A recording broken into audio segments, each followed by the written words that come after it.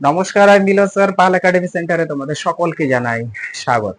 আমি আজকে আবার তোমাদের কাছে নিয়ে চলে এসেছি WBSSC group C and group D এবং এর সঙ্গে আরো রয়েছে RRB NTPC, RRB railway group ডির জিকের আরেকটি নতুন ক্লাস। আজকের এই ক্লাসে আমরা জিকের কিছু প্রশ্ন নিয়ে আলোচনা করব। তাহলে চলো আমরা আর বাড়তি কথা বলবো না, সময় নষ্ট করব না, আমরা সরাসরি প্রথম প্রশ্নটি একটু দেখে নিই। প্রথম প্রশ্নে খেয়াল করো, দেখো কি বলেছে। প্রথম প্রশ্নে বলা হয়েছে যে নভ সেবা বন্দরটি কোন রাজ্যে অবস্থিত। নভ সেবা বন্দরটি কোন রাজ্যে অবস্থিত? এই প্রশ্নের তোমাদের সঠিক অ্যান্সার হয়ে গেল মহারাষ্ট্র।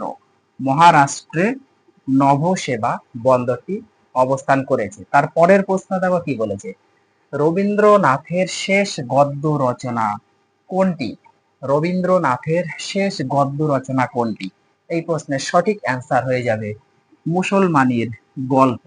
মুসলমানের গল্প হচ্ছে রবীন্দ্রনাথের শেষ গদ্য রচনা, যেটা প্রকাশিত হয়েছিল আনন্দবাজার পত্রিকাতে। আনন্দবাজার পত্রিকাতে প্রকাশিত হয়েছিল 1941 সালের জুলাই মাসে। 1941 সালের জুলাই মাসে। ওকে, তাহলে মুসলমানের গল্প 1941 সালের জুলাই মাসে আনন্দবাজার পত্রিকাতে প্রকাশিত হয়েছিল। তারপরের প্রশ্ন দেখো কি বলেছে, রেফ্রিজারেটরে কোন গ্যাস ব্যবহৃত হয়? রেফ্রিজারেটরে বা টারে কোন গ্যাস ব্যবহৃত হয়? এই প্রশ্নের আমরা 99% প্রত্যেকেই জানি যে এই প্রশ্নের অ্যান্সারটা হচ্ছে CFC, ক্লোরোফ্লোরোকার্বন। ক্লোরোফ্লোরোকার্বন। যদি অপশনে ক্লোরোফ্লোরোকার্বন ছাড়া অন্য কিছু দেওয়া থাকে তখন সেক্ষেত্রে কি হবে? বা ক্লোরোফ্লোরোকার্বন আছে, তার সঙ্গে আরো অন্য কিছু অপশন আছে, তখন কি হবে? আজকে একটু তোমাদের প্রপারলি জানতে হবে। দেখো, রেফ্রিজারেটরে ব্যবহৃত হচ্ছে CFC, ক্লোরোফ্লোরোকার্বন। এটা হচ্ছে পূর্বে ব্যবহার করা হতো, আগে ব্যবহার করা হতো। এই যে মন্ট্রিল প্রোটোকল, এই মন্ট্রিল প্রোটোকল কার্যকর হওয়ার পরে এই CFC ব্যবহার বন্ধ হয়ে গেছে। মন্ট্রিল প্রোটোকল যেদিন থেকে কার্যকর হয়েছিল তখন থেকে এই CFC ব্যবহার বন্ধ হয়ে গেছে এই রেফ্রিজারেটরে। এই CFC এর পরিবর্তে এখন ব্যবহার করা হয় R134A, R600A, R22, R23, এইগুলি ব্যবহার করা হয়ে থাকে। যদি এই অপশনগুলি দেওয়া থাকে, এখানে যতগুলি লেখা আছে তার মধ্যে যদি কারোটা দেওয়া থাকে তাহলে সেটা সঠিক অ্যান্সার। ওকে, বা অনেক সময় তোমাদের CFC না দিয়ে এইগুলি দিয়ে দিল।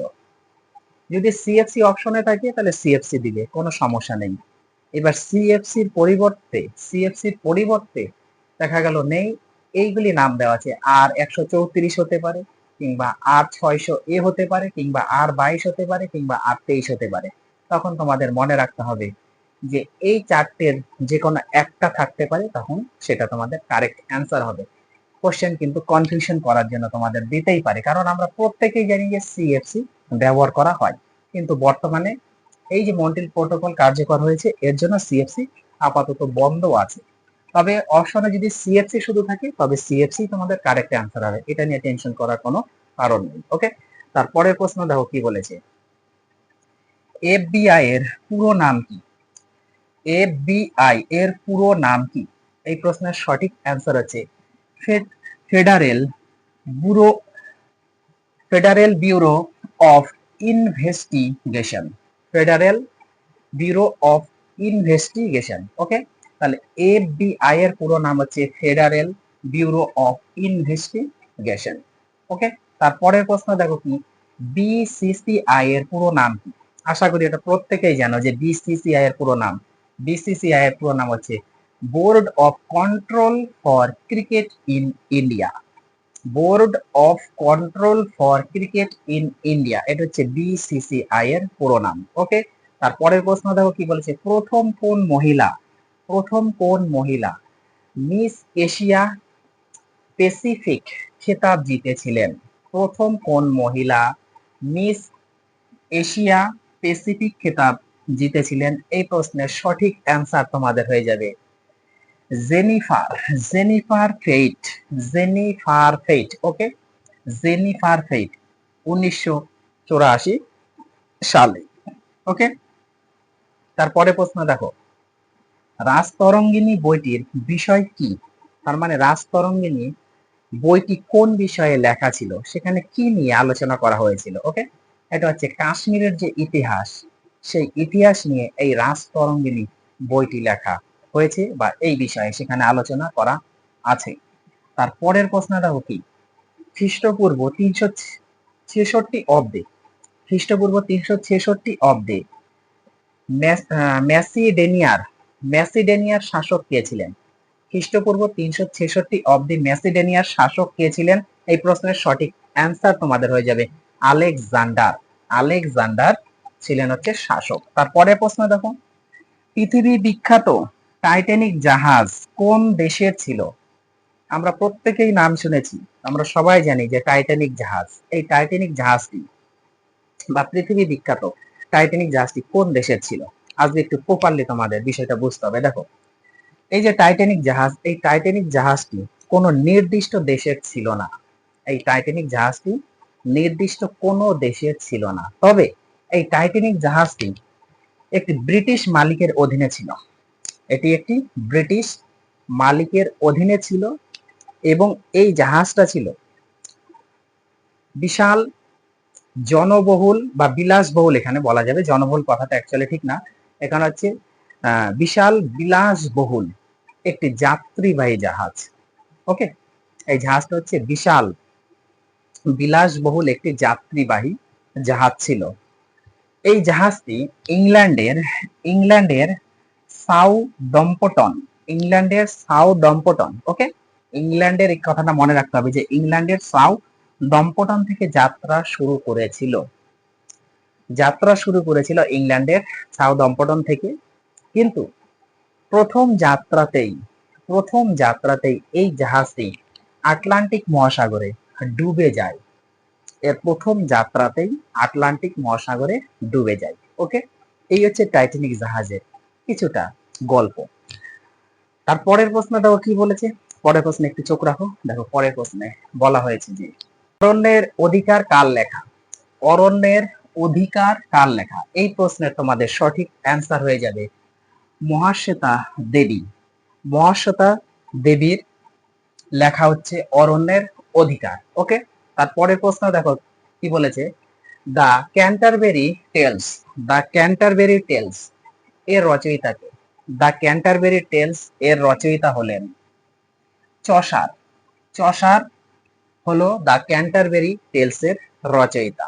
তারপরের প্রশ্ন দেখো কি বলেছে, দুঃখের কবি কাকে বলা হয় বা বাংলা সাহিত্যে দুঃখের কবি নামে কে পরিচিত?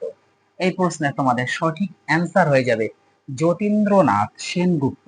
যতীন্দ্রনাথ সেনগুপ্তকে দুঃখের কবি বলা হয়, অথবা বাংলা সাহিত্যে তিনি দুঃখের কবি নামে পরিচিত। ওকে, যতীন্দ্রনাথ সেনগুপ্ত।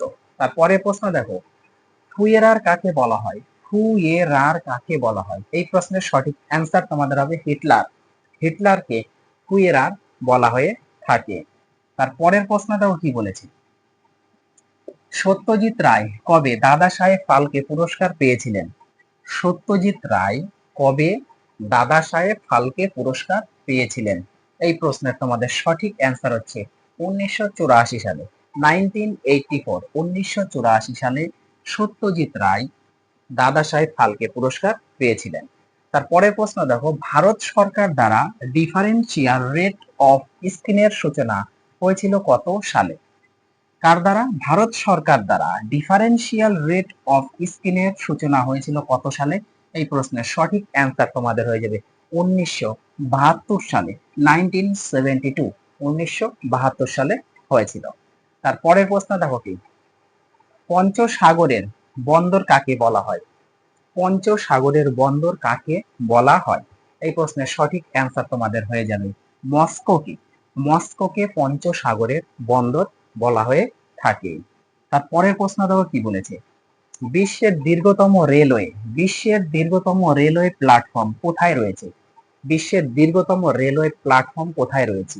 এই প্রশ্নের তোমাদের সঠিক অ্যান্সার হয়ে যাবে ভারতে রয়েছে, এবং ভারতের কর্ণাটকের হুব্বলি জংশন। ওকে, ভারতের কর্ণাটকের হুব্বলি জংশন হলো বিশ্বের দীর্ঘতম রেলওয়ে প্ল্যাটফর্ম। ক্লিয়ার? তারপরের প্রশ্ন দেখো কি বলেছে, প্রকৃতির আঁচল কাকে বলা হয়? প্রকৃতির আঁচল কাকে বলা হয়? এই প্রশ্নের সঠিক অ্যান্সার হচ্ছে অরণ্য